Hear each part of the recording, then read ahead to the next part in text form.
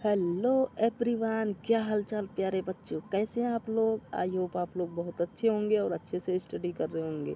तो आज की इस वीडियो में हम लोग जोश के साथ पढ़ने वाले हैं। बहुत ही मज़ेदार वीडियो होने वाली है, जो कि चैप्टर 3 वन शॉट रिवीजन आने वाला है।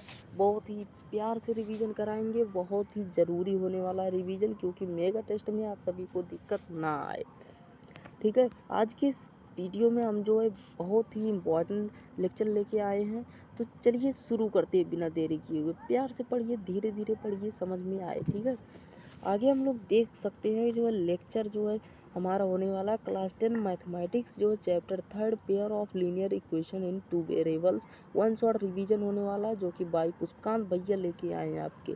तो इंट्रोडक्शन से स्टार्ट करते हैं, जो कि चैप्टर का नेम आपको पता हो ही गया है। और वेटेज जान लेते हैं एग्जाम के, जो 3 से 5 मार्क्स के क्वेश्चन होने वाले हैं आपके बोर्ड एग्जाम 2027 स्पेशल रिवीजन होने वाला है।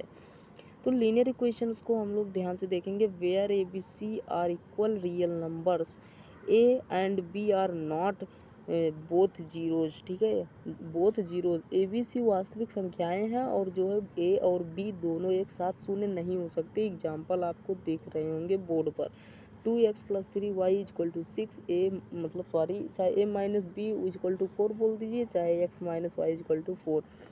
और आपको ये भी बता दिया जाए कि लीनियर इक्वेशन रैखिक समीकरण होता है, जो कि दो चरों वाला रैखिक समीकरण। आपको पता होगा इसका formula A X plus B Y equal to C, A X plus B Y plus C equal to 0 होता है। आगे हम लोग चलते हैं, कह रहा है पेयर ऑफ लीनियर इक्वेशंस। ठीक है, पेयर ऑफ लीनियर इक्वेशन को देखेंगे। Two linear equation taken together are called pair of linear equations. ठीक है,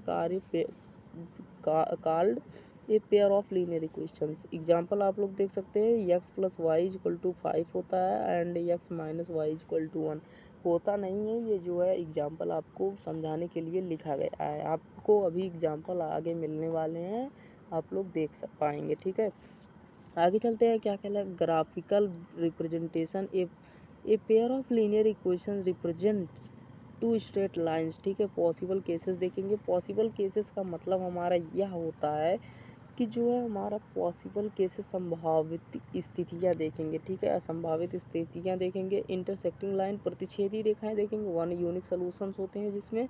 एंड पैरेलल लाइंस देखेंगे, जो कि समांतर रेखाएं होती हैं आपकी, जो है नो सोल्यूशंस होते हैं, इसमें कोई हल नहीं होते। कॉन्सिडेंट लाइंस देखेंगे। इनफाइनाइट सोल्यूशंस, इनफाइनाइट सोल्यूशन का मतलब होता है अनंत रेखाएं होती हैं इसमें। एंड यहाँ पे अब हम लोग बात करने वाले हैं condition for solutions for equations का। ठीक है, आपको ये तो पता होगा ही, जो है आपको ये पता होगा कंडीशंस कैसे कैसे होते हैं। आगे हम लोग चलते हैं, यूनिक सोल्यूशन की बात करते हैं। यूनिक सोल्यूशंस का फार्मूला आपको रिवीजन में बताया गया था कि A1/A2 डज नॉट B1/B2 होता है। एंड नो सोल्यूशंस को हम लोग देखेंगे। A1/A2 plus B A1/A2 is equal to B1/B2 does not equal to C1/C2 होता है। इनफाइनाइट सोल्यूशंस हम लोग देखेंगे। A1/A2 plus A1/A2 is equal to B1/B2 is equal to C1/C2 होता है।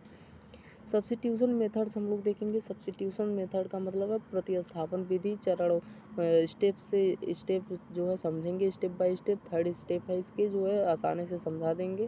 Find value of one variable. Find value of one variable, किसी एक चर का मान ज्ञात करें। ठीक है, उसके बाद सब्स्टिट्यूट्स इनटू सेकेंड इक्वेशन, उसके बाद उस मान को दूसरे समीकरण में रखें।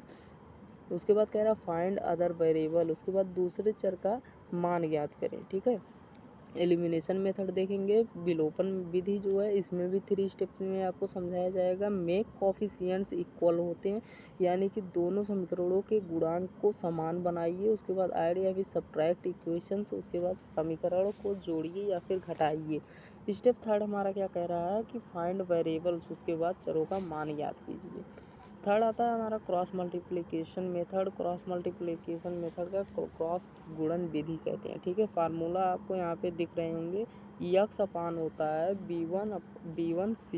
B1C2 माइनस B2C1 होता है, और वाई अपान में होता है C1A2 माइनस C2A1 होता है। ठीक है, और 1 अपान में होता है A1 B2 minus A2 and B1 very important for board exam, यानी कि आपके जो है बोर्ड एग्ज़ाम के लिए बहुत ज़्यादा इम्पॉर्टेंट होने वाला है।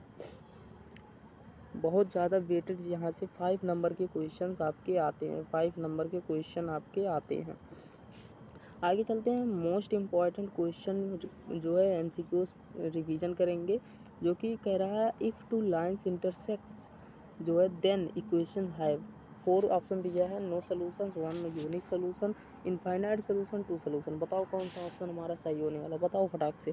ऑप्शन नंबर बी हमारा करेक्ट होने वाला, 1 यूनिक सोल्यूशन होते हैं, ठीक है, इसके जो है इंटरसेक्ट करते हैं, ठीक है।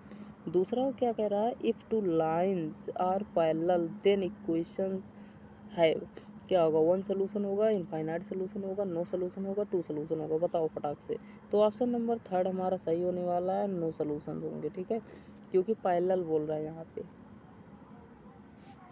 यहाँ पे पैरेलल बोल रहा है। आगे हम लोग चलते हैं। If two lines coincide then equations have, 1 solution होगा, नो सोल्यूशन होगा, इनफाइनाइट सोल्यूशन होंगे, 2 सोल्यूशन होंगे। बताओ फटाक से।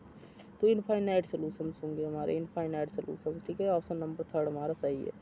आगे चलते हैं। यहाँ पे आपके बोर्ड एग्जाम के लिए PYQs रिवीजन लेके आए हैं, जो कि आपके इंपॉर्टेंट क्वेश्चन होने वाले हैं। यहाँ पे 3rd क्वेश्चन आपको देखने को मिल रहे होंगे, तो आप सभी लोग क्वेश्चन ध्यान से देख लीजिए, और जो है यहाँ पे आपको जो है उसके आंसर मिल जाएंगे, ठीक है। क्वेश्चन फर्स्ट का ये आंसर है, क्वेश्चन सेकंड का ये है, क्वेश्चन थर्ड का ये है, ठीक है। यहाँ पे क्वेश्चन थर्ड में आपको के का मान पूछा है, and question first and second में आपको जो है एक्स और वाई का मान बताना है, ठीक है। आगे हम लोग चलते हैं क्विक फार्मूला रिवीजन में। यूनिक सोल्यूशन का जो फार्मूला होता है A1/A2 डज नॉट B1/B2 होता है,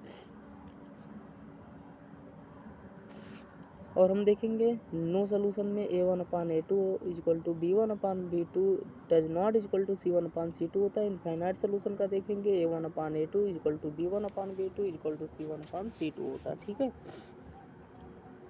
आगे हम लोग देखेंगे इस चैप्टर में हमने क्या क्या पढ़ा। चैप्टर 3 को हम लोग कम्प्लीटली रिवीजन किया है, एंड कॉन्सेप्ट कवर किए हैं, एंड MCQs कवर्ड किए, एंड PYQ कवर किया।